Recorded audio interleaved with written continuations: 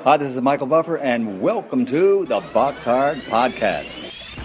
Hello, everyone. This is Mikey Garcia. Yo, it's your boy, the odd guy himself, Malik King Scott.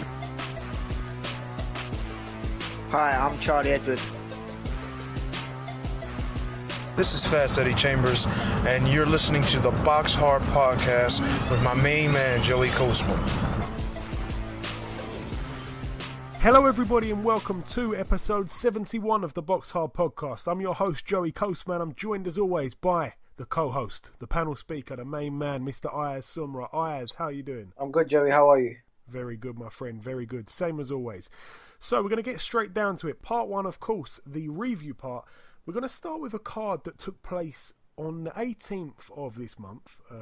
Obviously, that's last Saturday. One card or one fight on the card to mention. I want to start over in York Hall, the home of British boxing, Bethnal Green. George Jupp, he was in a 6-round fight against his opponent. His opponent was a journeyman, but he got out there just one fight before that rematch with Mitchell Smith. He collected a win over 6 rounds on points. So George Jupp now 15 wins and 3 losses. I wanted to start with that one. Now moving over to the Chase Center in Wilmington, Delaware, USA. Top of the bill, Roy Jones Jr., the legend, but also the man who's kind of burning away his legacy. He was fighting for the vacant WBF World Cruiserweight title against Bobby Gunn. Bobby Gunn, a man that hasn't had a professional boxing match for a few years, but whenever he's fought someone with, or someone of note, I should say, he's come up short. Roy Jones Jr. managed to roll the years back. Well, I'm not sure if you could call it that, but a good win for him. He got a TKO victory in round 8 over Bobby Gunn, so that was Roy Jones Jr.'s 65th professional win as a pro. Of course, he's got 9 losses, and Bobby Gunn 21-7 with 1 draw. All credit to Bobby Gunn, though. He got in there and fought with his heart, I think, for most of that fight. He's definitely got a lot of heart. And the stoppage was, I'm not sure, it was a strange one. It was basically they couldn't get the blood to stop flowing out of Bobby Gunn's nose, so the fight had to get stopped. It was a bit weird. But, nonetheless, a good win there for Roy Jones Jr., I suppose. Also, one fight to mention over in the Lagoon Leisure Centre in Paisley, Scotland. Gary Cornish picked up his 24th career win in 25 fights with a 6-round points win over his opponent. He had a last-minute replacement opponent. He was actually going to be fighting a guy who could bang a bit, but a last-minute replacement came in, and the man's record was 2 wins, 8 losses and 2 draws. So Gary Cornish made light work of him. That's it for that one. We're now going to go over to a fight that took place, well, the main card, to be honest, the main card of last weekend. I'm going to start with the undercard, I think. We're going to start with the undercard. This one was at the Cintas Center in Cincinnati, Ohio, USA. I'm going to start with David Avanesian putting his WBA World Welterweight title on the line. David Avanesian, 22 wins, 1 loss and 1 draw going into this fight against Lamont Peterson, former 140 king. 34 wins, 3 losses and 1 draw. I think it's fair to say here that the size difference played a big part. I think Lamont Peterson looked absolutely massive. I'm not sure, I didn't really fall in love with his shorts. They were very, very short. He looked like he was fighting in a pair of Speedos almost. But David Avanesian, he didn't disgrace himself. He went out there, fought a true champion. He got a great win over Shane Mosley last year. A fantastic win over him. Lamont Peterson, I don't know if it was a step too far, because I think he actually did really well. It was very, very close on the scorecards as well. But he did really well to go over to America and put in a performance like that against someone of the capabilities of Lamont Peterson. I'm very, very pleased for David Avanesian, and I definitely think he can come back. I really, really do. The 1 loss on his record was a while back now, and this is one of those fights where it's not like he got outclassed or beaten up in any part of the fight. I think that he can go back to the drawing board, regroup and come back, because I believe he's very, very, very underrated. A lot of people sleep on David Avanesian. He's very sneaky. I tell you what, he can land that overhand right. He's very tricky, and he throws shots at great angles. I really believe in him. I truly do. Some people that, they're not in love with him. He really is my cup of tea. I got to say so. We had him on the show, and to be honest, that's why I love him so much. He's a good guy. Lamont Peterson now 35 wins and 3 losses with the 1 draw. He's the new WBA World Welterweight Champion. Of course, that's the regular belt. The main super champion is Keith one-time Thurman, who's in action in just a matter of days, really. Also on the undercard as well, Marcus Brown, 18-0, former Olympian, of course, perfect record as a pro. He took on Thomas Williams Jr., who's a friend of the show. Thomas Williams Jr., 20 wins and 2 losses. We know that he could bang, and to be honest, it really seemed like he was relying on that power from the first bell. It wasn't like, he didn't want to win a boxing match. He wanted to knock the guy out. I don't blame him for trying to do that. We know that Marcus Brown's a superior boxer. He's got the superior skills out of the two, I suppose. He's very silky. He's very clever in the ring as well. Ring IQ, very high.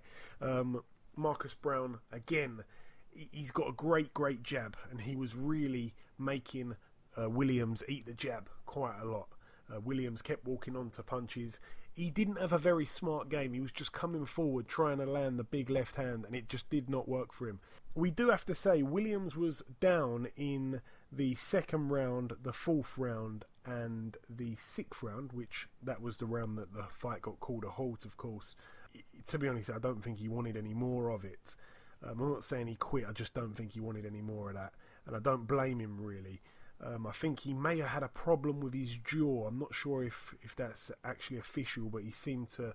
Something just wasn't quite right with Thomas Williams.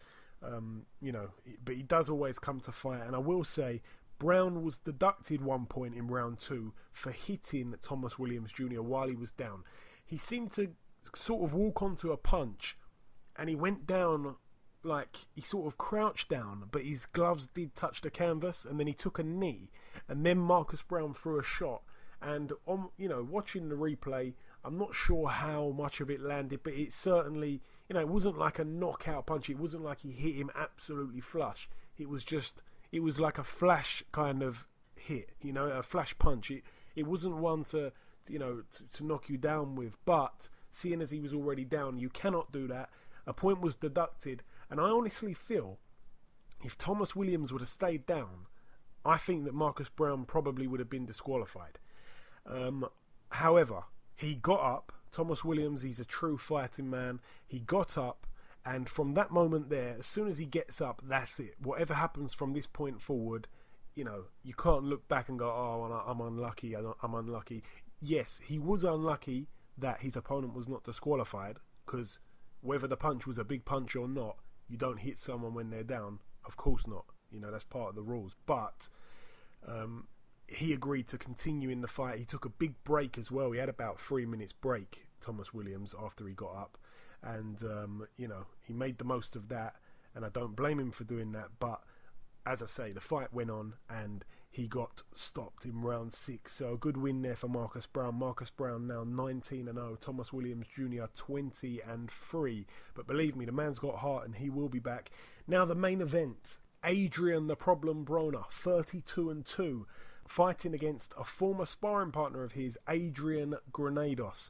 Now Granados had a record of 18-4 with 2 draws. Hadn't really mixed it amongst top elite fighters, if you like. He fought some good guys, but he's came up short.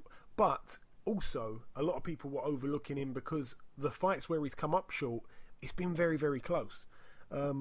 And I've got to say, Adrian Broner won a split decision. It was a very, very, very tight fight. Really, really tight. For me, I didn't actually score it. It was a 10-rounder as well, by the way. I didn't actually score it, but I think a draw was fair. Or if not, I can see maybe 1 round or something to Granados. It didn't feel like Adrian Broner won that fight. He came out as well, he's been saying that he's a changed man and all this stuff, and we're not too sure whether to buy into that or not. We know Adrian Broner's past, and it's a little bit hard to forget it. But Adrian Broner came walking to the ring with a rapper, singing some rap song. I can't remember the rapper's name. He's a famous rapper now. And Adrian Broner was also wearing a balaclava, and he's dancing, and it's not role model material. It's not. So I'm not sure how changed he is. Apparently there was a big after party and he was buying everybody drinks. That's nice, but I'm not sure how much of a role model he is. However, he did actually do himself quite proud in the post-fight interview. He came across a little bit better than usual, but you just don't know how much of it is genuine. But yeah, in my heart of hearts, I think a draw would have been the right decision here. I went online and saw loads and loads and loads of people going absolutely crazy, saying it was a robbery. I'm not sure it was a robbery, but a lot of people really feel Adrian Granados got the job done. He was deserving to have won that fight. Hopefully we see a rematch. Hopefully at least we see Granados in another big fight, because he certainly earned it. And Adrian Broner with the strange weight. Where is he going to end up? Is he going to be 147? Is he going to be 140? Is he going to be 154? You just never know what's going to happen. But I think the more weight he puts on, the less it takes a big bite out of his skills, because he was showing some flashes of greatness. He really was in that fight, but not enough. And he seems to be pretty lazy now. He's put on a bit of weight. But I got to be completely honest. That is all we've got for you for the reviewing. We've tried to whiz through it, but there was some real good fights on last week, especially that Bill in Cincinnati, Ohio. So just before we end part 1, there's one last thing to do. If you've listened before, you know what it is. It's the same every week. We're going to welcome guest number 1. Ladies and gentlemen, please welcome the undefeated featherweight contender, Mr. Isaac Lowe. Isaac, welcome to the show. Thanks for having us. Thank you very much. How is everyone? Yeah, man, we're all good. Thank you, Isaac. Now, Isaac, we last spoke in the build-up to your fight on the Quigg Frampton undercard against Marco McCulloch. Obviously, you did really well in that fight. You stopped him in round 8. Since then, you've had one more fight. I know that it was a bit of a frustrating year for you last year. Could you just go into a little bit of detail for our listeners about that? Yeah, it was 2016 was a very, very frustrating year for Isaac Lowe. Started off so good, obviously, winning the Commonwealth in February, and I was thinking an Open then, obviously, some big fights to follow, and obviously winning the Commonwealth in the beginning of the year. I was hoping for some big fights coming the back end of the year, but then I got told, and I was on in March on the Collar Bill, which unfortunately something happened. I never got put on that. I was started training camp for that, and then obviously I got told I was on the Tyson and Klitschko Bill in Manchester. Well, we all know what happened there. That fell through. So I had back in 2 training camps for that. And then I got told I was on in September, so I had no rest. I had about a week out of the gym after the Tyson fight fell through. And then I got straight back in. And then I was meant to fight Munyai he was my manager for the Commonwealth on the Collar Bill. And all comes to all, the week of the fight, he couldn't get a visa or something. And I ended up with a 6-round fight. So, yeah, last year was very, very frustrating for me, being away from home, not working. And generally, I was in camp after camp. I must have 30 weeks of camp, non-stop. So, and then end up with a 6-round fight. So it was very frustrating. But listen, it's all part of the learning of the game. It's boxing. I've took it on the chin, and I'll move on to 2017 with big ambitions. I've got a great opportunity with the European title fight coming up. I'm going to win that. Let's see what the year follows. I want to be busy this year. Yeah, absolutely. And that 6th rounder that you did end up having, obviously that was against a guy that fought your upcoming opponent. That's a common opponent for you both. You both took him the distance. You 6 rounds, and I believe your opponent, I think, took him 8, if I'm not mistaken. So yeah, let's talk about that European fight. In just over 3 weeks, you step in the ring against the also undefeated EBU European champion Dennis Ceylan. This is his first defence of the title. Isaac, what do you know about him? I know Dennis is a good boxer. He's a former Olympian. He's never really fought no one yet, except Ryan Welsh was his toughest opponent at all his fights. And before Ryan's obviously been built up. He done well against Ryan, but to be fair, in my eyes, there was things what I've seen, what I can pick on what Ryan never did. I mean, Ryan gave him a good fight, but there was things in that what I thought Ryan should have done to win with being away from home. Should have put the pressure on early and kept it on a bit more. But listen, it's part and parcel of boxing, different when you're in there, but he's definitely there for the taking. But as I said, he's a good, tall, he's got a good reach, he's a good boxer, and he's got power, so he's got a bit of everything. I've got to be on my game to beat him, and I'm telling you, I'll be 100% ready come fight night. And you've never fought abroad as a pro. You'll be travelling out to his backyard in Denmark. Are you excited to be fighting away from home, or are you not so looking forward to it? No, I'm really excited, to be honest. I've always said since I started off pro, and every interview I've said the bigger the stage of what Isaac Lowe will get put on, the best you'll see of me. And I've been on big stages. I've boxed in front of 20,000. I've been on the biggest shows with Quick Frampton. I've boxed like some crawler shows. I've been on Leeds Arena. I've been all over Britain really boxing in front of 10s and 20,000. So I've been in the big build-ups, and now it's my time to shine. It's my time for myself. So listen, when it comes fight night, once the belt goes, there's only me and him in the ring. It doesn't really make a difference who's there, and who's shouting, and who's not. So it's one thing that won't fit me, but it'll make me more push me more just to go over there and show them how good I am. I'm glad to hear you say that. And I also saw that you did like a head-to-head. Things got a little bit heated. He seemed to get under your skin, it appeared. What actually happened there? It was in like a dark room and it all just started... Yeah, we was for a fight, and basically I was just telling him I wasn't... It was no ifs and buts. I wasn't trying to get into his brain. I wasn't trying to play mind games. I was just telling the truth. I'm coming over here on the 18th. Don't think it's going to be a big happy homecoming fight and an easy victory for you, and you're going to be with me and have a happy party afterwards and happy Larry. So it's not going to work like that. I said, there's 15 other people you've got to pick before me are voluntary. So you've picked the one wrong. And I was just telling him, you don't know what you're in for, and giving the word of advice, and he didn't like it. So when we got face to face, I was telling him, and he pissed me off. So I just give him a push and show him, let him know, I'm not here to play games. I'm not going to take a check and go back over home. I'm going over there to smash his face in, and I intend to do that. Yeah, absolutely.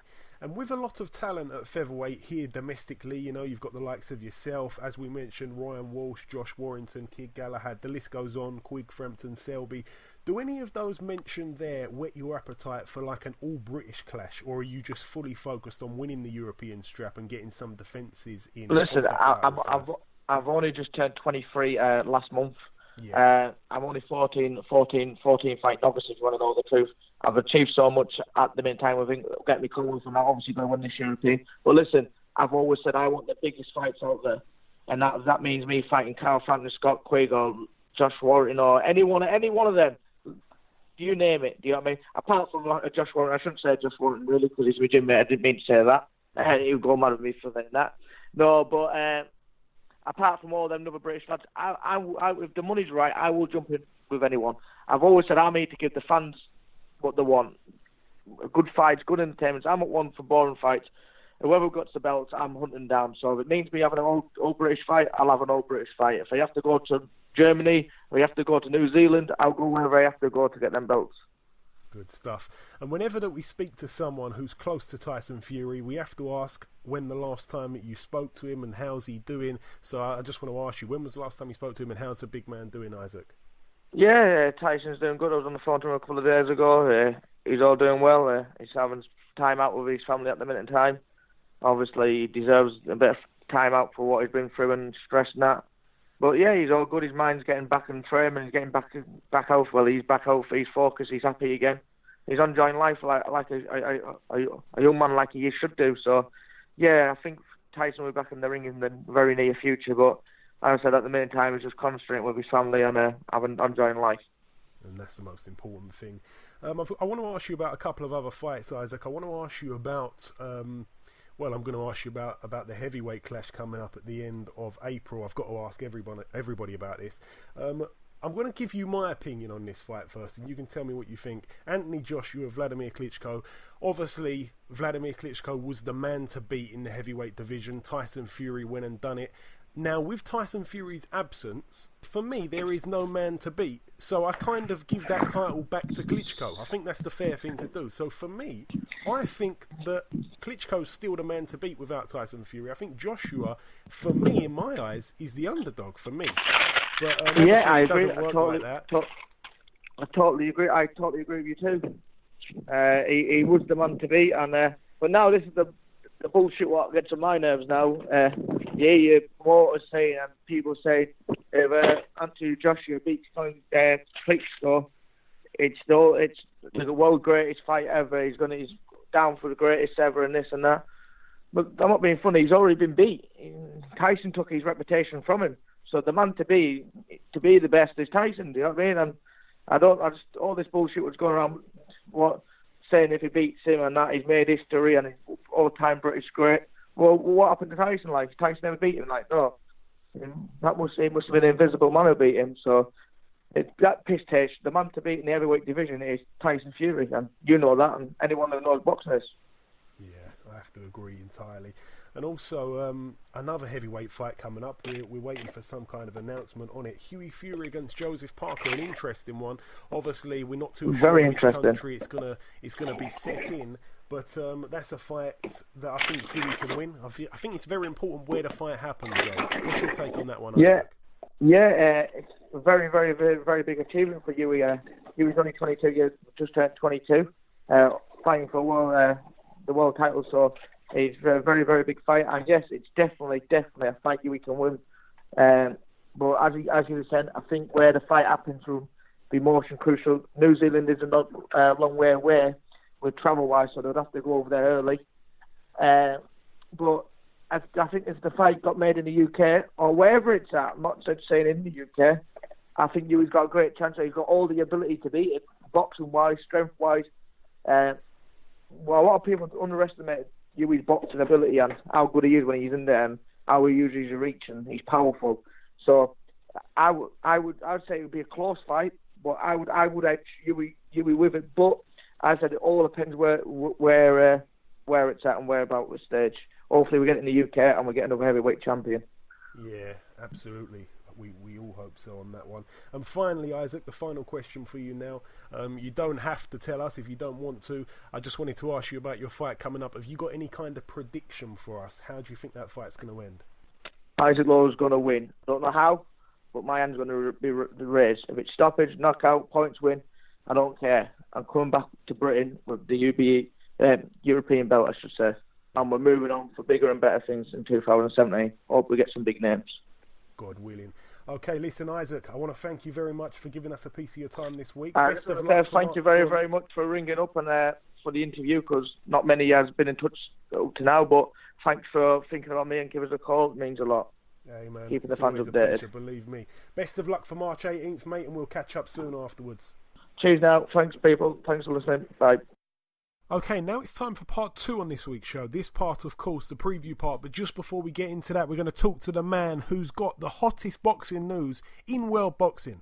I listen to a lot of other podcasts. So do other people. Everybody listens to other podcasts, but no one has got the news, the exclusive news, quite like Mr. Ayaz Sumra. Ayaz, bring us in with this week's news. I know that you've got a lot for our listeners. Scott Quigg has left Gallagher's gym and will now train at Freddie Works Wildcard Gym. Yes.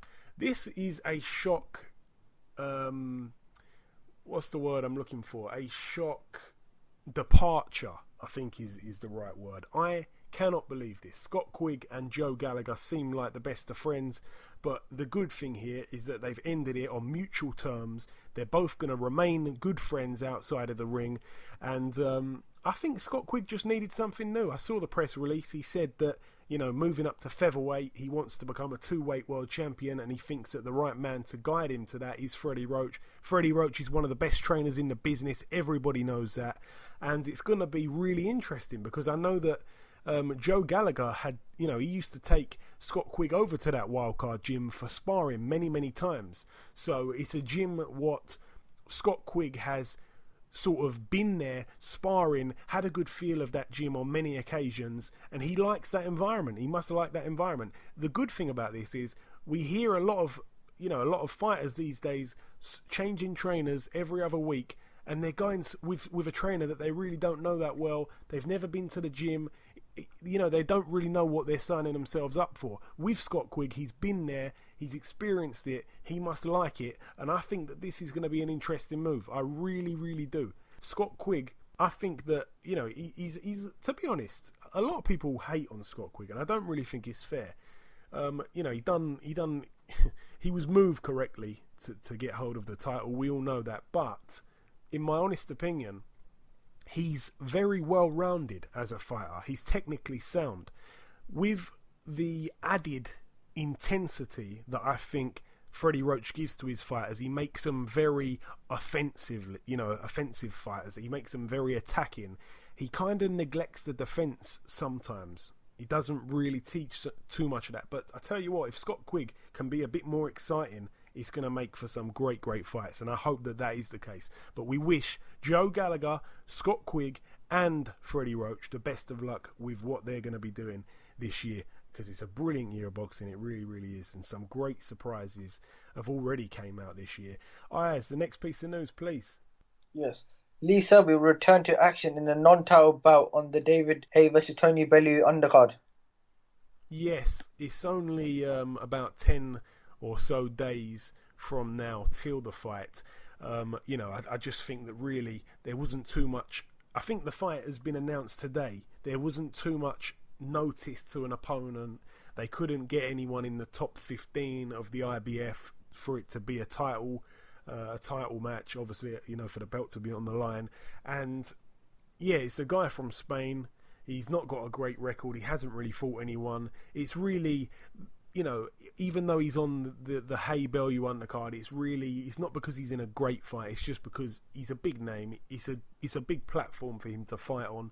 And, it's a fight that I'm going to watch, because that's what it is in boxing. A lot of boxing fans, they don't just watch only fights where they know both guys. They hear about Lee Selby, they like his style, they like his cheekiness, they like the way he fights, simple as that. And they will watch Lee Selby against anyone, and that's the way I feel. So I'll be watching it, I'll be happy. I definitely won't be missing his fight. Lee Selby's a great talent, and we wish him all the best. But he's not in a thrilling contest. He's going to probably win by stoppage, maybe even within 3 or 4 rounds. This guy's never been in with anyone of note at all.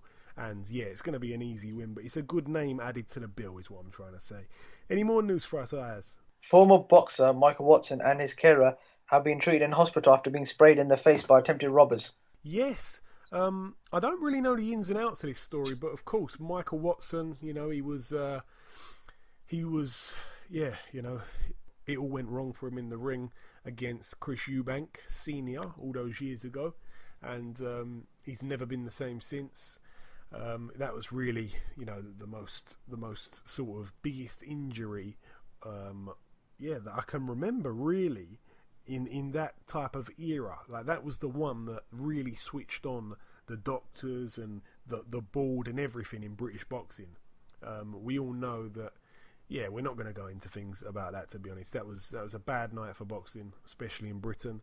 Michael Watson was a great fighter, and his career came to an end that night, but obviously, he's never recovered since. He's done really well to be in the state that he's in today, from what he was like before. He's able to sort of walk and talk fantastically, and he's got a carer, and I believe it was some sort of attempted carjacking.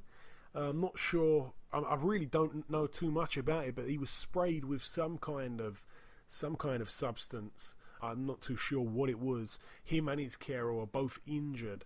I've seen that Michael Watson's put out a tweet just to basically say, or to reassure everyone that he's okay. That's great news. That's the most important thing. I don't really know too much about the follow-up. I don't know what happened to the car. I don't know if the guys that did it have been found or arrested or whatever yet, but we hope that they do get found, because this was a really disgusting act. A really disgusting act. Because we all know that if this was 20-something years ago and Michael Watson was in the shape he was in before any injury, no one would have tried to some sort of attempted carjacking with his vehicle. No chance about it. So it's very cowardly, and hopefully those guys get found, whether it's by the police or somebody else. We hope that they get found, and we wish a speedy recovery to Michael Watson, but we're happy to know that he's not in too much of a bad state that we initially thought he could be in. So that's good stuff, and a bit of bad stuff in one piece of news there. Ayaz, is there anything else for us? Frank Buglioni has joined Matchroom Boxing. Yes, he joined them earlier this week. I believe it was Tuesday. I think it was the 21st of February, if I'm not mistaken, and I believe the same day he picked up an injury in sparring. So Frank Buglioni, I believe he was set to fight. I'm not sure when the date was. I think it was sometime in March he was set to fight. I don't think it was the Haye I don't think it was the Haye Bellew undercard, but he was definitely supposed to be on one bill, but he's picked up some sort of injury, and that was going to be his first fight with Matchroom. That's now not happening, but, you know, on the brighter side of things, he signed with Eddie Hearn and Matchroom. So it's a good thing, because since Frank Buglioni left Frank Warren, because he was one of their biggest name fighters, I'm not saying he's one of their best fighters, but I'm saying at the time he had a great fan base. He lost that fight where he got stopped by that guy who they were calling the Brit Basher, Sergei Kamitsky. He lost that fight. I remember being ringside for that. That was horrible. He lost that fight by knockout, and ever since then he kind of went on like a downward spiral. And then he got the crack against Chudanov, and he did really, really well in that fight, despite from losing it. And you know, he did himself proud. And then after parting ways with Frank Warren, he teamed up with Steve Goodwin, and Steve Goodwin had a bit of a stable, and he's got a bit of a stable. He's actually doing really well at the minute, Steve Goodwin, but he doesn't have any kind of TV contract. And I always felt straight away that Frank Buglioni was a little bit too big for Steve Goodwin. And I don't mean that with any disrespect. I mean it because Frank Buglioni was already an established name. And when he signed with Steve Goodwin, I just couldn't imagine him fighting in small hall shows off of the TV. And that's why he ended up fighting, you know, on for example, his last fight against Jose Burton on a big Matchroom show. That's the types of fights that he needs to be involved in. That's what he's built himself on, the big fights, the wars. You know, he's an exciting fighter. Especially lately, he's really turned into an exciting fighter, and he needs to be on that stage. He's earned to be on that stage, so I'm happy that he's with Matchroom. That's definitely, you know, a stable that are going to give him opportunities on big stages. That's what he deserves, and I wish him all the best. He's a great guy, and we look forward to speaking to him very, very soon. Hopefully that fight gets rescheduled, and we'll get him back on the show sometime in the near future. Any more news for us, Ayaz? Jamal Charlo has vacated his IBF junior middleweight title and announced he's moving up weight. Yes, Jamal Charlo, obviously, you know, he just relinquished his 154 light middleweight, super welterweight, whatever you want to call it, IBF title. They were obviously, there's two, just so you don't get confused, you probably know already, but there's two Charlo brothers, the Charlo twins. We've got Jamel and Jamal. Jamal was the champion first. He was the IBF champion, and then recently, just last year, Jamel Charlo picked up the WBC. They were both light middleweight champions of the world at the same time. It was incredible. They're both brilliant fighters. They really, really are. Jamal Charlo, who we're talking about here, has relinquished the title. He is seen as the better of the brothers, to be honest. He's seen as the more talented brother. The 154 division, I've talked about it many times on this show. It's very, very stacked with talent. There's a hell of a lot going on there. It's very hard to pick up a title.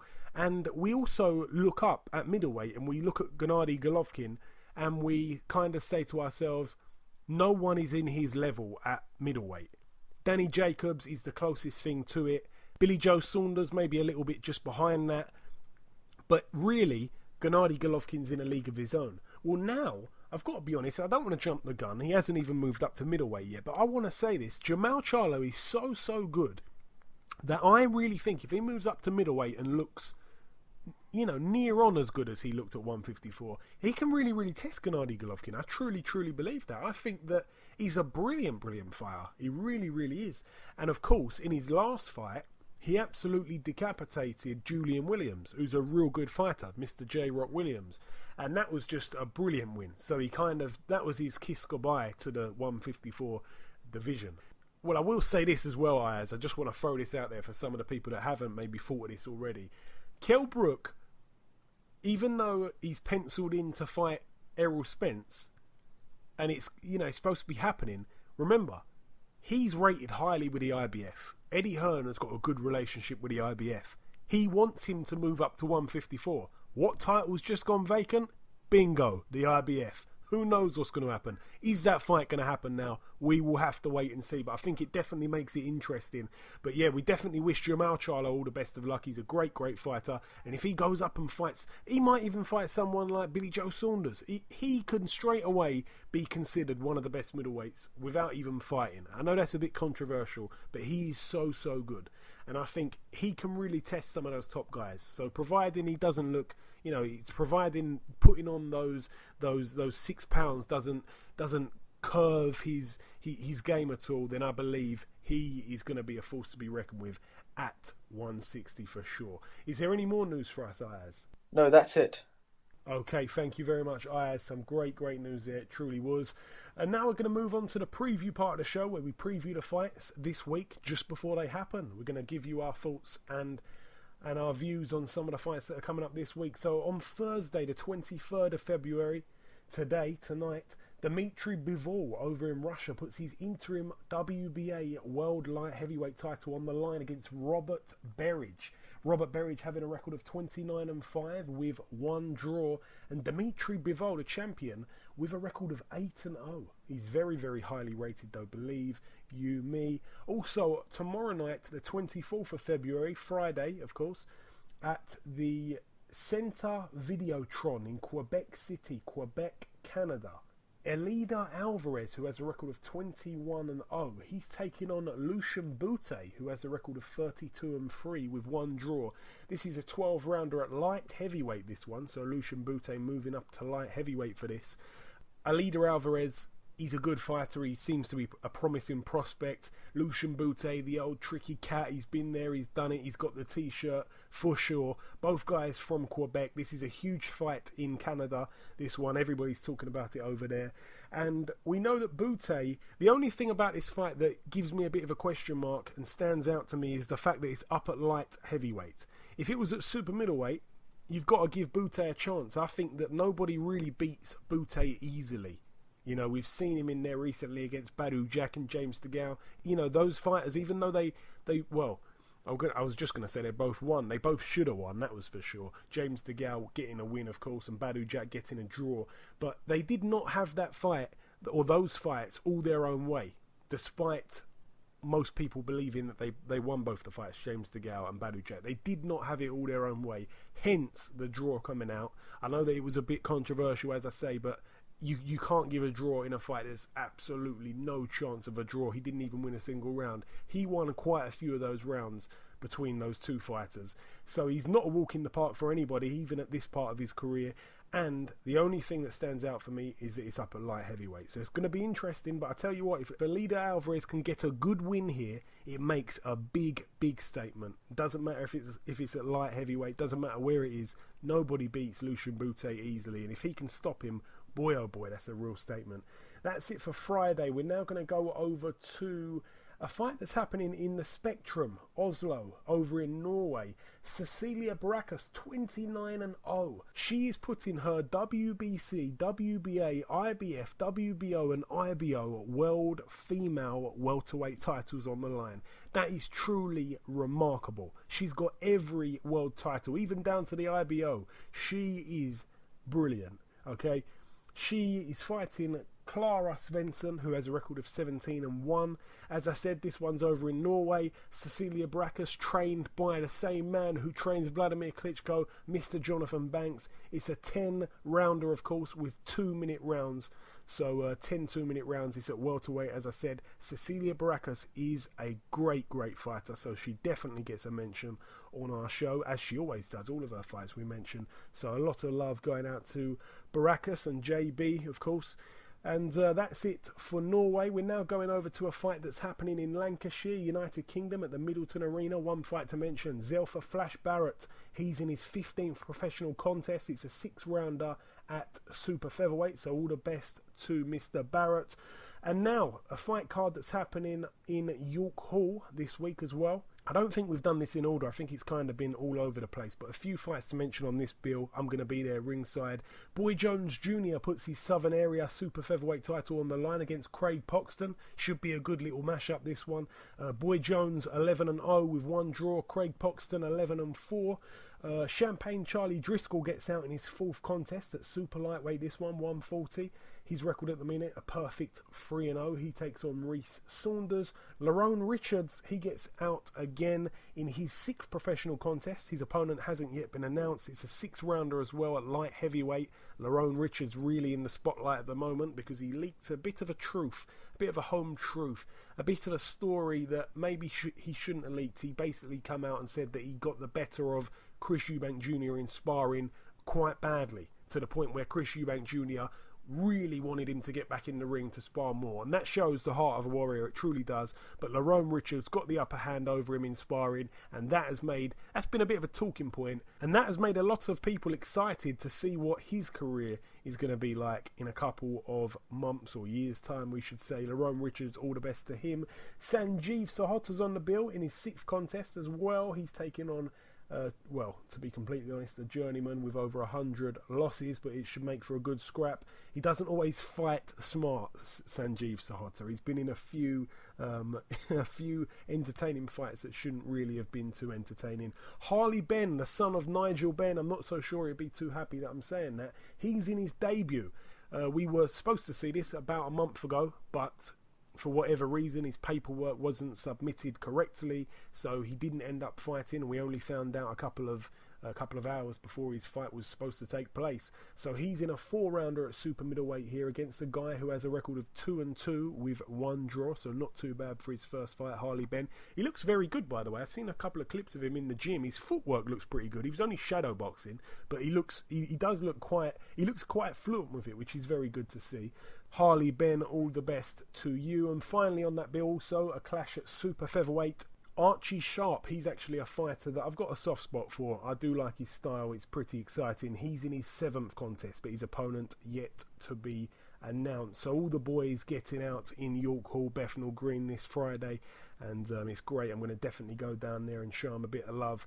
And these guys are going to be the next big things in the UK boxing scene for sure. A couple of fights to mention over in the Pechenga Resort and Casino in Temacuta, California, USA. Saul Rodriguez is on this bill in his 22nd professional contest. His record at the moment, 20 wins, 0 losses and 1 draw. He takes on Oscar Bravo over 10 rounds at super featherweight. Oscar Bravo 22-6. Good little fight, that one. Andrew Tabiti's also on the bill as well. This one's up at cruiserweight. Tabiti with a record of 13-0. He takes on Qantas Graves, who has a record of 11-0 with 2 draws. So 2 fights to mention there. A couple of fights also to mention over in the National Stadium in Dublin, Ireland. Steve Collins Jr. on this bill, looking to get his 10th professional win. He's in an 8-rounder at cruiserweight against Pablo Sosa. Luke Keeler also on this bill. He takes on Lewis Taylor over 8 rounds at middleweight. That's really it for Ireland. Now the big one of this weekend, I think it's fair to say, over in the Ice Arena in Hull, Yorkshire, United Kingdom, top of the bill, Gavin McDonnell fighting for the vacant WBC World Super Bantamweight title. His record at the moment, 16-0 with 2 draws. He takes on Rey Vargas, relatively unknown banger, 28-0 with a hell of a lot of knockouts. I can't remember how many knockouts now, but both men undefeated. Somebody's always got to go, as I like to say. Gavin McDonnell stepping it up truly to a level that he's never boxed at all. Rey Vargas doing pretty much the same. He hasn't really fought anybody of the caliber of Gavin McDonnell at the moment. This is an intriguing fight, as I say. Rey Vargas is feared. He's the banger. Gavin McDonnell, very, very feather-fisted, in all honesty. A good boxer, though. Likes to, he's smart when he keeps it long. And it's going to be intriguing, it really is. We wish Gavin McDonnell all the best. We definitely do. We're going to leave really most of the talking to Dave Coldwell, that we should be speaking to very, very shortly. So we wish him all the best of luck this weekend. We truly, truly do. We're definitely behind him. Also on that bill, Luke Campbell putting his WBC silver lightweight title on the line against Jairo Lopez. Jairo Lopez 21-6. Luke Campbell 15-1. It's a decent fight. Really and truly, I want to see Luke Campbell avenge that loss to Evan Mendy, to be honest. That's the fight that I want to get up for. But Luke Campbell's a good talent, of course, we all know that. Tommy Coyle also on the bill. He takes on Raheem Noble. This is actually going to be a pretty good fight, this one. Tommy Coyle 22-4, Raheem Noble 11-1. Tommy Coyle was supposed to take on John Wayne Hibbert, I remember, just before, or just the other side of Christmas, just last year. That fight didn't end up happening, so I know he'll be itching to get back in there. Ryan Burnett's also on the bill in his 16th professional contest. He takes on a man called Josafat Reyes. Also on the bill, Dave the White Rhino Allen. We was going to get him on, but this opponent is not of any note really, so we will definitely speak to him when he's got his next fight scheduled. Dave Allen, 9 wins, 2 losses and 1 draw, but I tell you what, he's better than his record suggests. He has had some seriously tough fights in the last few months. His opponent, Lucas Rusiewicz, he should definitely get the job done here, Dave Allen. Definitely look out for some kind of Muhammad Ali shuffling. You know he's definitely exciting. Maybe not boxing-wise. Sometimes he can stink the place out, and he'll be the first one to admit it, but you're definitely going to see some funny antics from him, as always. Saw a picture of him early this week, posing in a blazer. Looked very smart in his blazer and trousers with a Burger King crown, so that was good to see. That's it for the UK. We're now going over to the final bill. I believe it's the final, but no, we've got 2 more bills to mention. This one over in the Legacy Arena, Birmingham, Alabama. Top of the bill, Deontay Wilder, 37-0. He takes on Gerald Washington, 18-0 with 1 draw. This one's for Deontay Wilder's WBC Championship of the World. Deontay Wilder, a man with fearsome punching power, really, really, really scary, frightening power. Gerald Washington, again, hasn't really fought at that level. Deontay Wilder, he's sort of fought at that level, I suppose. Even though it's world title level, he hasn't really fought some live opponents. Gerald Washington, obviously undefeated. Again, both guys undefeated. Somebody's always got to go. We had Gerald Washington on the show last week. He seemed very, very confident. I like one of the quotes he said. He said, because, you know, there's been a lot of talk that Deontay Wilder's trying to unify with Joshua in the future. He's not really concentrating on this fight, it doesn't seem. It looks like he's overlooking Gerald Washington. And I said, do you feel overlooked? And he said, if he wants to look past me, he can. I will snatch his ass up with a left hook. That's what I like to hear. Gerald Washington, always a pleasure to speak to. We wish him all the best. Ayaz, to be honest, most people are going with Gerald Washington to lose this fight. Most people going with Deontay Wilder to win. But in my opinion, he's got a good chance. I really think he does. I think, you know, if he can lean on him, if he can use his size, if he can try and keep him at bay. And I know that Deontay Wilder may even have the same tactic. Deontay Wilder's got a really good jab when he wants to use it. But it's definitely a closer fight, in my opinion, than most people are giving it credit for. That's my honest opinion. Ayaz, who do you see winning that fight, though? Be completely honest. Deontay Wilder or Gerald Washington? Deontay Wilder knockout. Early? Yes. Simple as that. Okay, you know, definitely, I really want Gerald Washington to win, man. I really, really want him to win. He's such a nice fella. I really, really want him to win. It's tough to pick, man. It really is tough to pick. Again, it can go 2 ways, can't it? I think Deontay Wilder, I'd have to side with him. I don't want to say it, but I'd have to side with him. But I really just hope that Gerald Washington can pull it out of the bag, because he's one of my favourite people to speak to. He truly is. Also on this bill, Jarrett Hurd, 19-0. He's taking on Tony Harrison, 24-1. This one is a brilliant fight.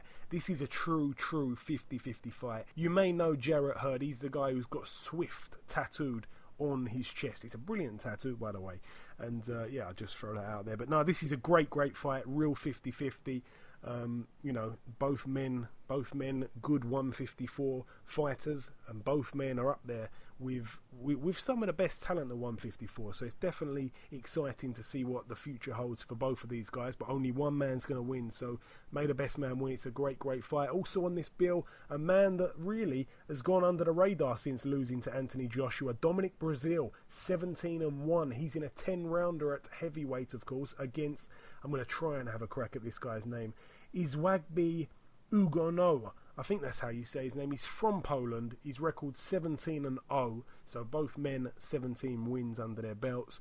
I don't know too much about this guy, if I'm completely honest. The Polish guy, I'm not too sure much. I really haven't seen any of his fights, so I'm not gonna sit here and pretend I know much about him at all. But Dominic Breazeale, we know what he's about. He's a tough guy.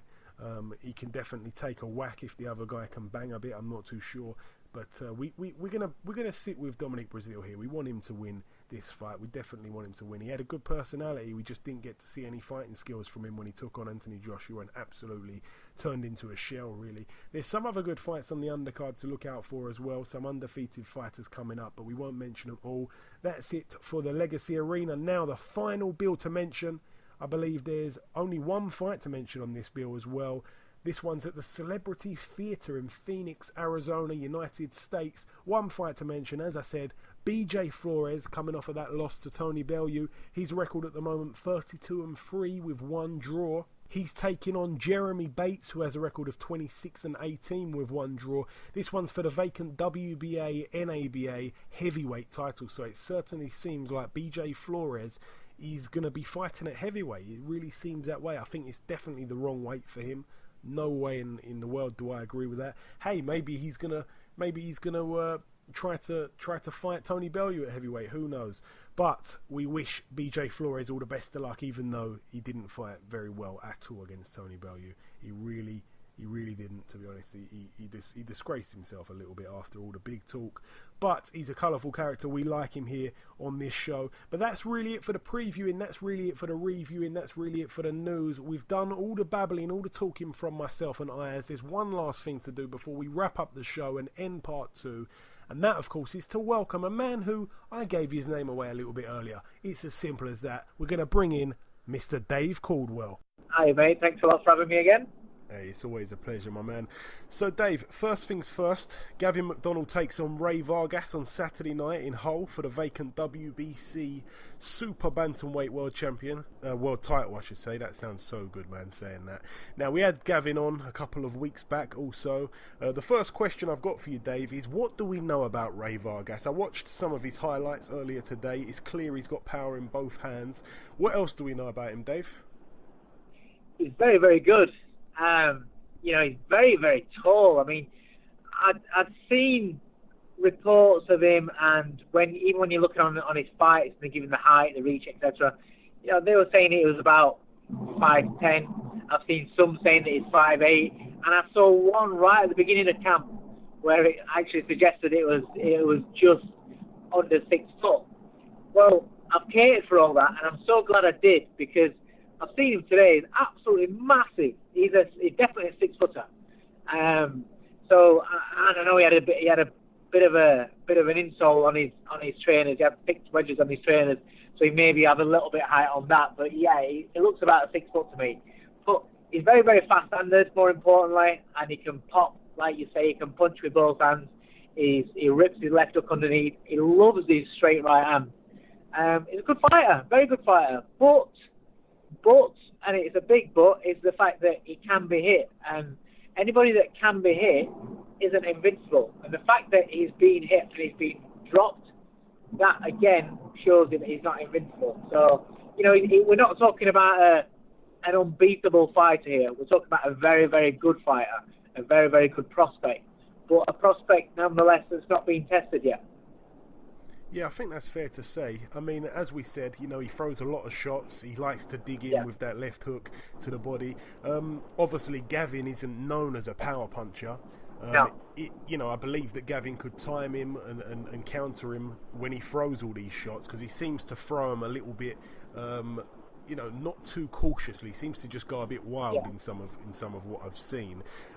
As I say, Gavin doesn't hit too hard. Do we see Gavin dropping him at all? Is that possible? Well, this is the thing. Gavin's not really a banger, but some fighters are actually not big punches to the head, but the body punches take an effect on their opponents. And I put Gavin in that sort of category. Gavin's now, in sparring and how he's progressing in these fights, he's becoming a very good body puncher. And when he focuses on that, then he actually does get results. Whether it's the sharp, fast-punching guys, they tend to just get a little bit more ragged, a little bit more tired, and a little bit slower through to the shots that he's landing on the body. He's got to really not get into a shootout with his kid up top, And when the guy's flying over trying to throw big bombs at Gavin, he's got to stay composed, stay sharp, and pick his spots to go underneath and take out the steam out of him. Make him a little bit more ragged and make it down the stretch where he starts struggling a little bit. So let's be honest. We can all do 12 rounds at our own pace. Vargas, when he's done the 12, it's been at his own pace. Gavin's fought. Right from the start, he's only had 18 fights, and because he's not had any amateur background. And when you look at Gavin, it doesn't look like he does anything particularly well. He doesn't look like an outstanding fighter. And so everybody that gets in the ring with him believes that he's not that good. You're getting, when you're looking at Vargas and him on the way up, he's a celebrated prospect. Good amateur pedigree, blazing a trail as he's starting off. And then the guys that are getting in with him are guys that are going in there just to,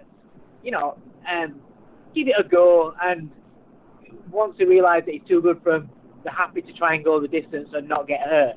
Now, there's a big difference between fighting them kind of guys and fighting a guy that's in there that's there genuinely to win. Gavin McDonnell's in there to win. He's not going in there to give it a go. He's not stupid. He's not like an Olympian or a celebrated prospect where Eddie's going to give you an umpteen chances to keep bringing him back. We're talking about a brother of a kid that's a champion that's not really one of the most popular fancy sort of media champions that we've got over here. So he sees them further down the pecking order. So Gavin's got to grab this opportunity with both hands. So he's in it to win it. Now, when you get in the ring with Gavin McDonnell, although from the outside it doesn't seem as though he's that good, everybody's getting out saying he's better than what I thought he was. And we're having good fighters that have been sparring with him have all said the same thing. He's actually better than what I thought he was. And they're seeing the improvement in him as, you go from one camp into another camp, or one spar and then a few weeks later another spar. They're seeing the improvements in him. And that's a key factor, that is, because we've got a fighter here who's improving all the time, under the radar. He's your kind of kid that gets forgotten about, but just keeps going about his work. Yeah, that's 100% bang on. So really, just in a nutshell, in your opinion, obviously knowing both styles, I know that you would have definitely studied Vargas. What does Gavin McDonnell have to do to win this fight on Saturday night? Well, I'm not gonna give the total game plan away and say exactly what we're doing. I don't know if Team B can understand that much English. I don't know if they'll be listening. I don't know. But he doesn't have to throw just for the sake of it. Sometimes Gavin's guilty of just throwing when he's out of range and opening himself up and leaving himself up to get caught with counters. But he can't do that against a rangy, big punching, fast-handed fighter. He's got to be clever, pick his spots, pick the right shots, and his punch selection has been very, very good in sparring. He's been throwing the right shots at the right time. That's really, really important. But he's got to be concentrated for 3 minutes of every round.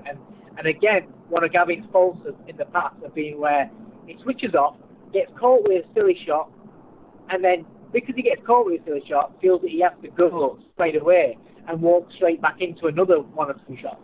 And that's where, he can undo his good work. He could be chipping away, doing some good work, and then letting the other man straight back in. Now, he's learned in this camp not to do that. And, I'll say it again, his body punching has been fantastic. His straight right hand is so much more improved.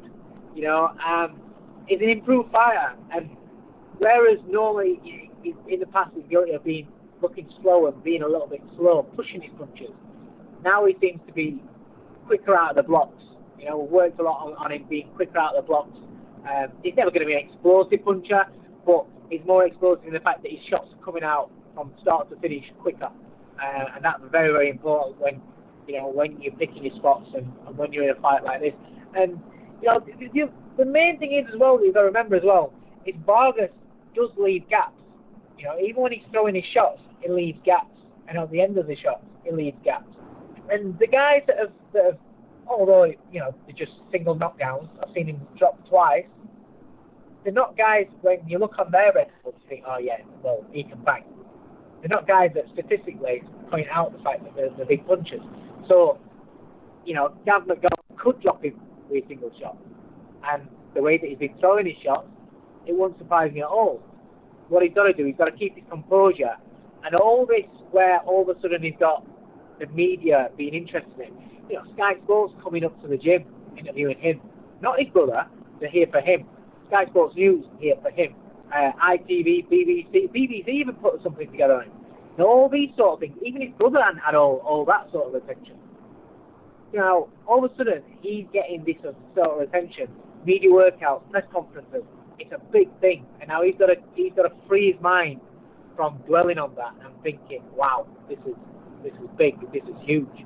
For me, it's only huge, and it's only a massive night and a massive fight if he wins. Because it's the same thing I said to Tony Bellew for Goodison. Everyone was going on about, and it was his dream, his dream night. Goodison Park fight for a WBC world title. Well, Hull on Saturday night, fight night, fighting for a WBC world title. Gavin McDonnell's dream. Well, it's not his dream night unless he wins, because if you get beat, you don't remember that night fondly. It's not a dream scenario. It becomes a nightmare. So he has to forget about all this and just focus on winning the fight and not trying to win too much. Because sometimes, I know it sounds silly, but there's fighters out there who understand what I'm saying. Certain coaches out there who understand what I'm saying. Sometimes fighters want to win too badly and tense up. And when you tense up, then you're that bit slower. You make mistakes. You're that bit more open, and you're not as concentrated. And he can't afford to slip up. He has to be the best Gavin McDonnell that there's ever been. Yeah, absolutely. In order to win. Sorry, go on. I didn't mean to cut you off. Go on. Yeah, no. In order to win, he has to be the best Gavin McDonnell that there's ever been. And everything has been done, and he made the choice. I asked him. I said to him, "Listen, this is what you're looking at for boxing in Mexico, but you're going to be boxing considerably less if you box over here. But it's about whether you want to win or not. If you're in it, you've got your opportunity, and you're like, oh, it's the biggest payday I'm going to get. Because let's be honest, his pay packets have been peanuts. He's not earned any money out of the game, So he could have cashed out. So Mexico, I've got a young family, get the biggest purse possibly out there, and give it my best shot. But it was a case of, look, you're not the biggest puncher. If we go to Mexico in his own comforts, we're out of sync, we're having to get used to acclimatise and everything, being out of your own comforts yourself, everything's in Vargas' favour. And then if we don't knock him out, chances are we don't get it. It's a WBC world title for, against a Mexican. So, against a very good Mexican. So your choices are either do that and cash out, or give yourself every opportunity of winning. A little arena, I spoke to Eddie about it, a little, it's not good. I didn't want to come over here and box on a big undercard, a Joshua undercard, or somebody's undercard where he's on at, 7, 8 o'clock at night where hardly anybody's in the arena. It needs to be a little arena where it's packed out, where it's noisy, it's cold, and Vargas comes out knowing that he's in hostile territory. And little things like that, being away from his family, away from his own comforts, his own gym, being in a colder climate, little things like that can just have little percentages going into your favour. And those sort of things can make a difference in a fight like this, especially when you're the underdog. We know that Gav's the underdog, and Gav knows he's the underdog, but he's in it to win it, and that's why he's taken less money to give himself just that little bit more of a chance of winning the fight. And we certainly are behind him 100%. I just want to go back a couple of weeks. A bad result for the big man David Price last time out against Christian Hammer. I know it's a little bit tough to say at this moment, but where does he go from here? Because it's certainly, I gave my opinion, to be honest, on the fight the week after when we did the show, and it seems like, it seems like at that kind of European level, it's hard for him to find his feet. I don't know if it's mentally, I don't know if he just got bad stamina, I don't know what it is. I'm not sure you're going to tell us what it is if you know what it is, but where does he go from here, Dave? It's hard to see a way back, really, at this stage. What's very hard for people to understand is that you can only see what you see on Fight Night. That doesn't tell you the story of everything that coming up to Fight Night, coming up throughout somebody's career or anything. Now, the thing about David Price is everybody that's trained alongside him, everybody that's watched him, everybody that's been a sparring partner of him, or a coach that's brought a sparring partner up for him, I'll tell you, he is fit, he is strong, he is fast, he's actually athletic. But then on Fight Night, when it becomes a pressure situation, it doesn't it doesn't transfer the gym form into a fight, which is what it's all about. Some fighters look $1 million in a gym and can't reproduce on fight night. Some fighters are absolutely crap in gym, but yet on fight night, everything slots into place. And the problem is if you can't control the pressure, the nerves, the tension, then it stops you from doing what you want to do. I mean, you know, anybody can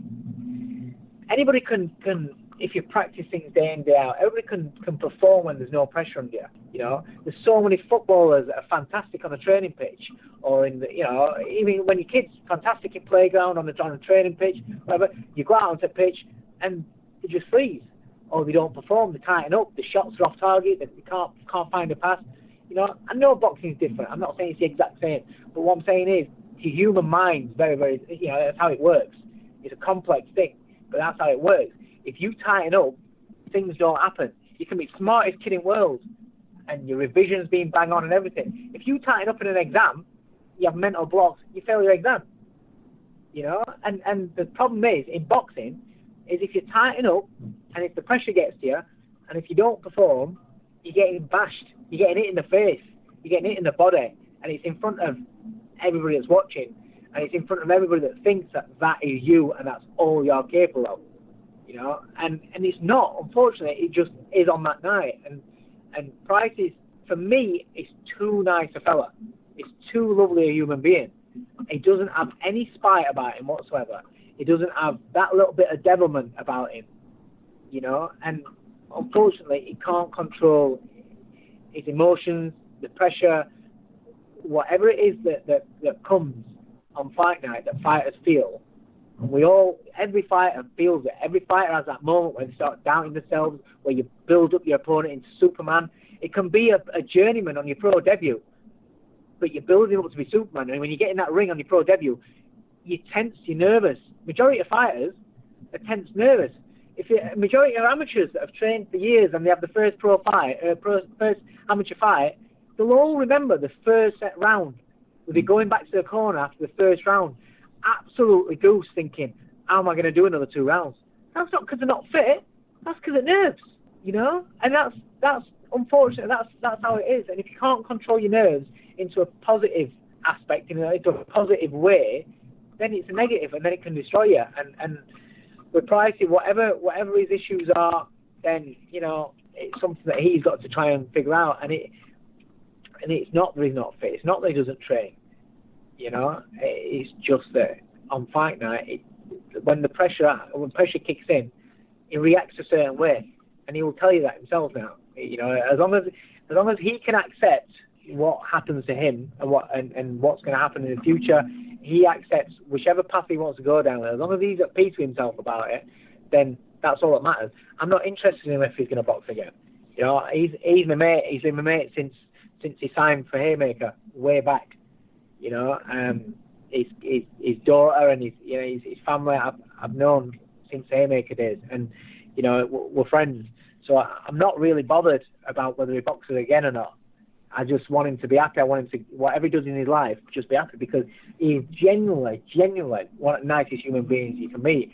And all these people that are gloating and loving the fact that his life, his boxing life, is in tatters. And it's not just now. It's when he got beat before.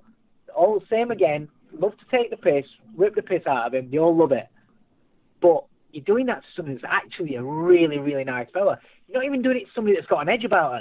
You know, I can understand where, you know, if you're talking about fighters that are controversial or fighters that have got opinions, you know, fighters, whether you love them or hate them, some fighters have got opinions and got personalities. And if you've got a big personality, then some fans aren't going to like you. That's how it is. But Price, doesn't say anything controversial, doesn't give anybody any shit. He is what he is, but he's always had crap from people when things have gone wrong. And it's just, you know, it's just so sad to see. And I'm not bothered about boxing and what he does in boxing anymore. As long as he's happy with his life, he goes forward, does whatever he wants to do, that's the most important thing, because he doesn't deserve shit. You know, he's somebody that gave it his best, came up short, that's it. He still won a bronze medal in the Olympics. He still won British and Commonwealth titles in the pros. He's still featured topping arena shows many times. He's still won a lot of fights, and he's still one of the most popular fighters that there's been for a long time. So regardless of anything else, for me, I think in comparison to so many people in boxing, so many people in life, in their own chosen fields, I think he's done a pretty decent job, and he's ended up doing all right. Maybe he's not achieved his full dreams, he's not achieved his potential, he's not achieved what he would have hoped to have done, but he's still done a good job. Yeah, definitely, and it's sad to see people knocking him, especially as you say. I completely agree with what you're saying. I've met him just the once, but he is a real nice guy. Everybody says that about him, and we truly wish him the best of luck for the future, man. We truly do. Whatever he decides to do, we're definitely behind him. I just wanted to ask about Jamie McDonnell. We haven't seen any kind of announcement yet. Obviously, last time out in a close fight, we spoke about that actually. But I just wanted to know if there was any latest on him when he's perhaps next out. Well, we said at the time, because of the reaction of everybody. I totally understand what people are saying, but again, people think that it's the fighter's fault, and he's this and he's that because of this, because he got a dodgy decision, and people insulting, personal insults towards him, towards me. It's nothing to do with us. The judges scored it how they scored it. I'll say it again. On the night, I thought it was down to the last round, and that was my opinion, and I thought we won the last round. I thought we nicked it. But when the scorecards were read out, when I'm stood in the ring, I'll be honest with you, I thought we lost, because when I heard the wide scoring, I thought we aren't won by that. I genuinely thought it was close. I thought it was very, very close. We could have nicked it by a round. There's no way when I heard those scores I think it was close. So I thought we'd lost. And then when they give it us, I was shocked. And I was happy. I'm not going to lie. I'm not going to sit here and say, oh no, I'm gutted we got a decision. No, I was happy. But I genuinely thought we nicked it on the last round. Now, coming out and then you hear everybody's opinions and everybody, well, not everybody, but a lot of people, majority of people watching on telly, all thought we got beat. That happens in boxing. Sometimes that happens. Now, a lot of people at ringside thought we won it. Again, nicked it.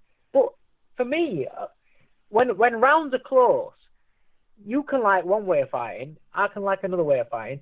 We see things different. So you might have given that round, I might have given it the other way. That's how boxing scored. Now, we said on getting out of there, not a problem. If we stay at bantamweight, we ain't got a problem with fighting Solis again, because for the simple reason how the fans have reacted. The thing is it's not like we're running away from it. We've said we'll do that. It's not a problem. We'll do that, and we'll do the rematch. Now, there was this issue about fighting Warren because WBA super champion and all that. WBA said that we had to fight Warren. Now Warren's been beat by Zizi. Now, I don't know what's happening yet. Because he's just fought, I don't know whether Zizi is going to be given a voluntary, or whether the WBA are going to say, no, you have to fight Zizi. Because at the moment, the WBA just put out that we've got to fight Solis. So we're like, happy days. We will fight Solis, not a problem. But in the meantime, before they put out fighting Solis, we was in talks with Butler, with Frank Warren's people, with Butler, about a potential defence against him. Now, if we have to fight Solis next immediate rematch, then we'll fight Solis next immediate rematch. Haven't got an issue with that, not a problem. But if they're allowing a voluntary and Solis to fight the winner of, then we might fight Butler if that becomes agreed. Nothing's sorted yet. There's no contracts yet. But we've basically said not a problem. So it's either or really. We're not bothered. We'll fight whoever. Jamie's certainly not going to duck anyone. No, come on. He didn't have to go back out to fight Kameda second time after he beat him first time, but he did. So he'll do it again. He'll go out and fight Solis, and he'll beat Solis. It is what it is. It was a bad night at office for him. He didn't perform great, and it was a fight that could have gone either way. But that doesn't mean that we personally have screwed that kid over. And we've personally said, yeah, we could have just jumped straight up to super bantamweight. But the minute that they've turned around and said, no, if you want to stay at bantamweight, you got to fight Solis. Not a problem. He'll stay at bantamweight and he'll fight Solis. That's not a problem, because he knows that although and it's not something I've said just since the Solis fight, I've said for a while now, I need Jamie to move up to super bantamweight. that's where you're going to get the best of him. It's getting harder and harder for him to make that weight. And despite that, we're willing to stay at bantamweight for one more fight to fight. We're going to fight one more fight at bantamweight, whether that's Solis or Zizi or whoever WBF said. If it's a defence of his title, that's who it's against. That's who we'll fight. And at the moment, I believe it's Solis because nothing's happened on any other parties. So if it's him, then we're just waiting for it all to be sorted. Any idea what month at all at this stage? Jamie did his hand in that fight, so he's not punched since then.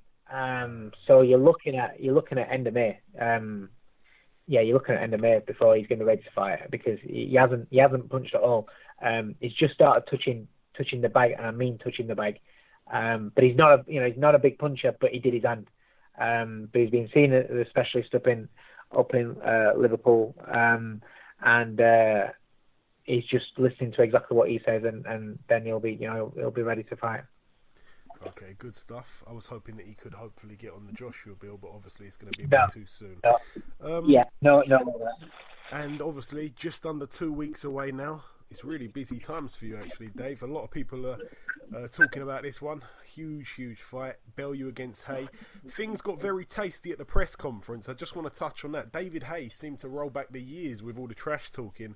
He had a go at everyone, really. He didn't really say too much about Tony. He kind of went off on Eddie Hearn. He said a little bit about you. He said that you used to just carry his T-shirts, which was news to me. You were laughing at most of it. Firstly, what I want to ask you is, things got a little bit tasty in the head-to-head. Did he actually hit Tony? What actually happened there? Well, you've seen the pictures. That was a fist.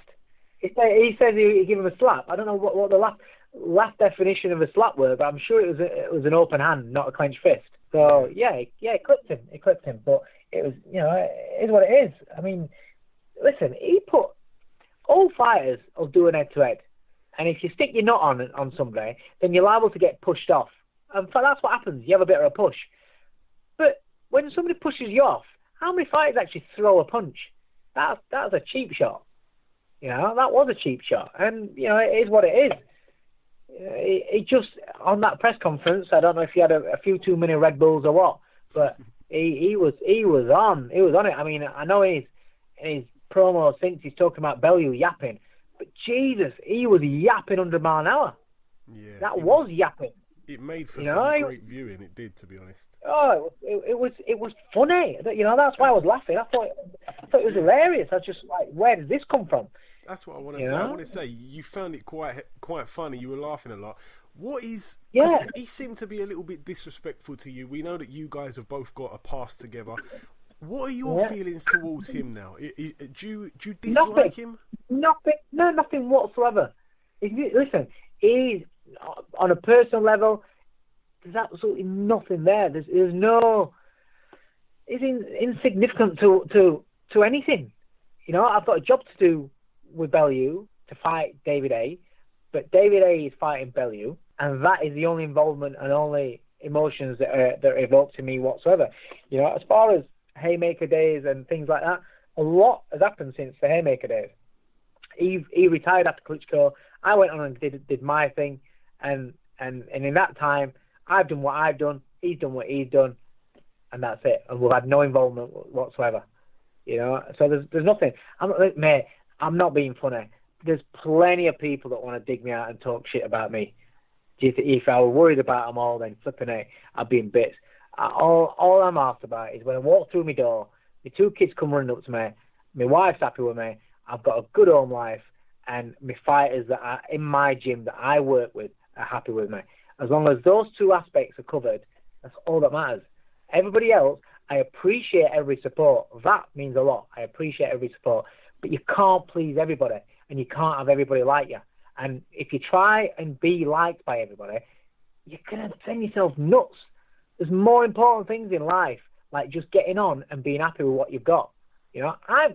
Regardless of what anyone wants to say about how shit I am as a trainer, or I carried this T-shirt, or I did that, I ain't arsed, because I'm actually happy with what I've done. I could walk away from boxing tomorrow, and I'm actually happy with what I've done.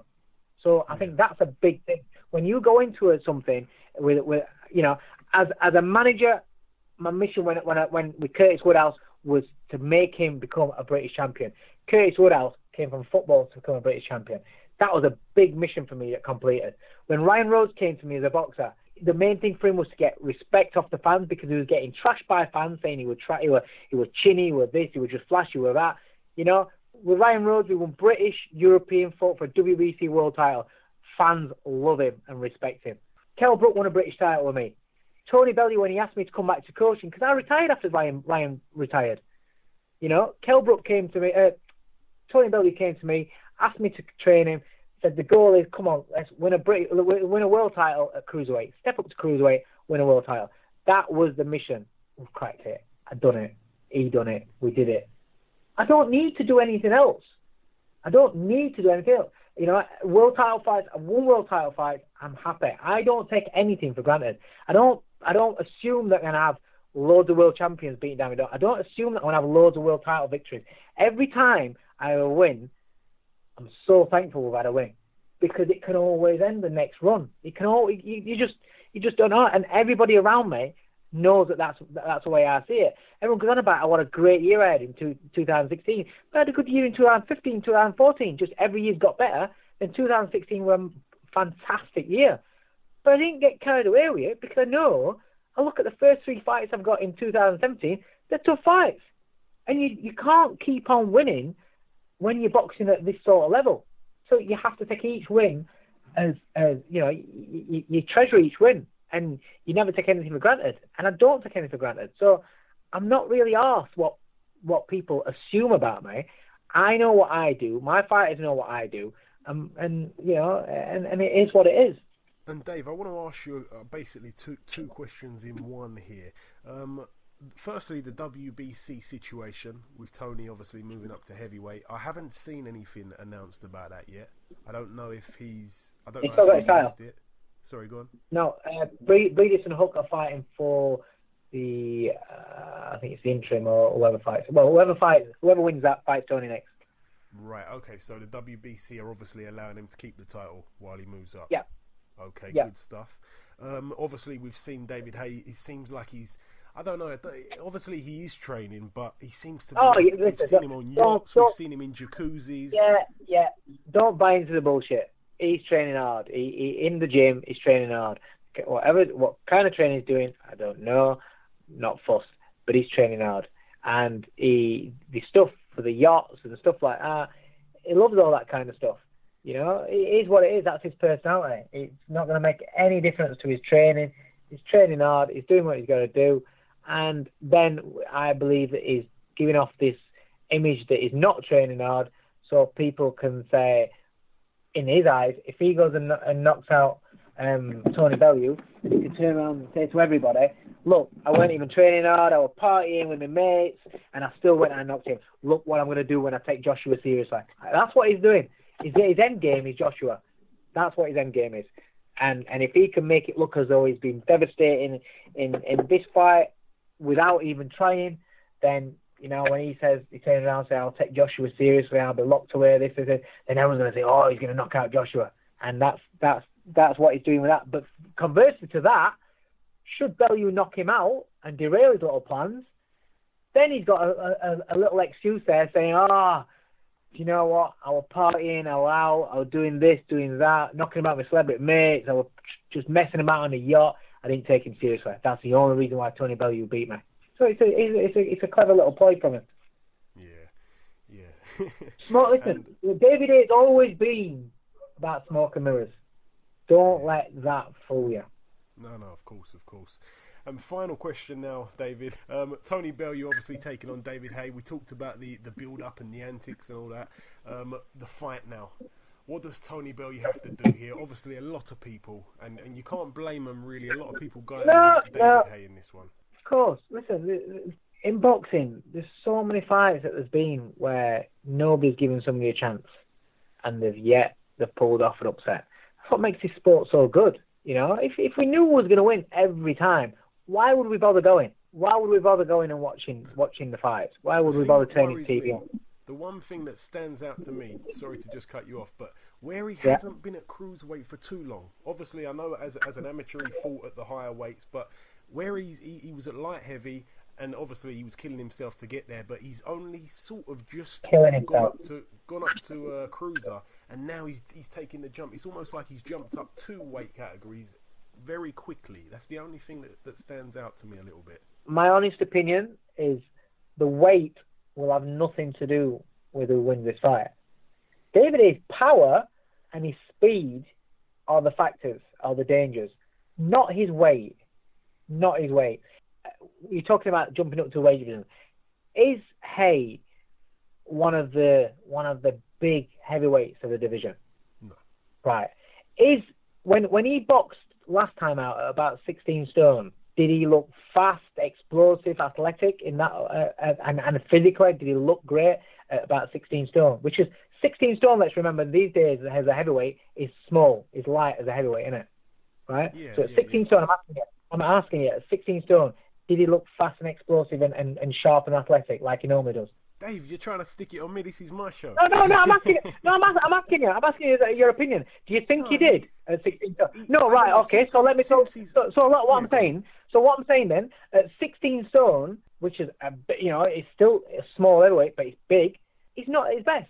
So he's not going to be at that weight. He's coming down to about 15.4, 15.5 maybe. He'll come down as light as he can do. He might even be lighter, but he's coming down in weight. So he's not going to be a monster heavyweight. Now, Bellew weighs in at 14 stone 4. He walks around a lot heavier than that. He trains in camp heavier than that. But he fights on the weigh-in on the Friday at 14.4. Just like a Kell Brook or weighing at 10.7 doesn't mean that he trains, he spars, he does everything at 10.7. No, he doesn't. He does everything heavier. So the actual weight isn't an issue. It's about the abilities. It's about David Haye's ability in speed and power, and whether that is still there, whether Bellew can take it away from him, and whether Haye can take what Bellew has to give him. And obviously, David Haye, he came out and basically said, I'm faster than Bellew, I hit harder than Bellew, I'm more elusive than Bellew, everything. He basically said there's nothing that Bellew does better than me. That one, I think, sat well with a lot of onlooking fans. I think they kind of thought, he's got a point here. What does Tony Bellew do, or can Tony Bellew do, better than David Haye? March 4th, you'll see. March 4th, you'll see. If Bellew goes in there and does what he has been doing and what he needs to do, then March 4th, you'll see. But this is boxing. One thing that Bellew that I think people should know, just by seeing from the past, one thing is, Bellew can fight. David Haye can't fight. He's not a fighter. He's a very, very good boxer, a very, very good puncher, but he's not a fighter. So if this fight becomes a fight, that's one thing right there that Bellew does better than Haye. Fair point. Anything can happen. We'll have to wait and see. But may the best man. Listen, this is boxing, and boxing's littered with upsets. Boxing's littered with fights where we've all said he's got no chance. He's got no chance. He's going to get knocked out. This is going to happen. Blah blah. And then they've turned up trumps. It's happened. You have these massive punchers, and if you don't get rid of them in a couple of rounds, what happens to them? David Haye in his peak after 2 rounds starts getting ragged. David Haye is a heavyweight when he comes out bombing after a couple of rounds. Even against John Ruiz, come out like lightning, blasting him. Then there was a little sticky patch in middleweight, looking a little bit tired.